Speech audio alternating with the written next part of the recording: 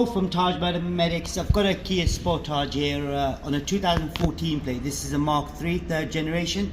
What I'm doing is I'm replacing the car remote battery. It is a simple procedure, but it was quite tricky before, but now it isn't because I know how it's done.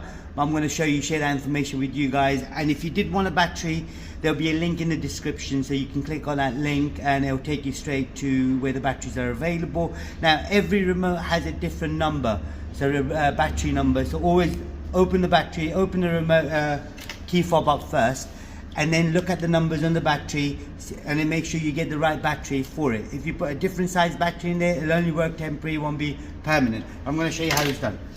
Now I've got the battery here already. So the number on the battery on this one is a 2032 battery. So to do it, now I do have tools here for me to use the tools, but if you don't have tools, you can use set of keys. All you do is around the back here, that's the area you need to take out. So I do this, you can see it's lifted up, and then I do the bottom one, I do the top one. So the whole thing then comes out.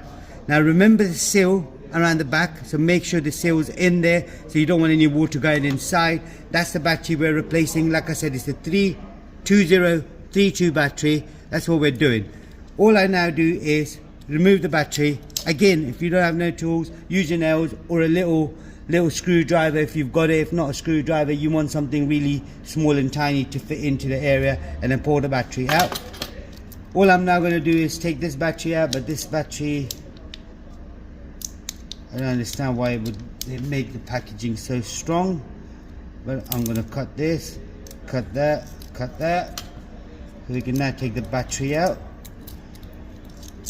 So once I've got the battery out, you've got a little sticker on the back here. Make sure you remove that sticker, otherwise it won't work.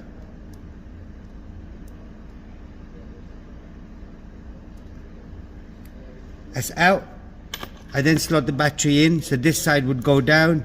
So I slot the battery in, and that's it, job done.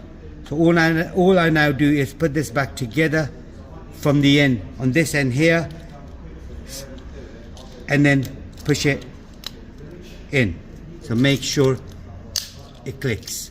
Okay, once that's done, you then try to look at the car. As you can see now, that's working.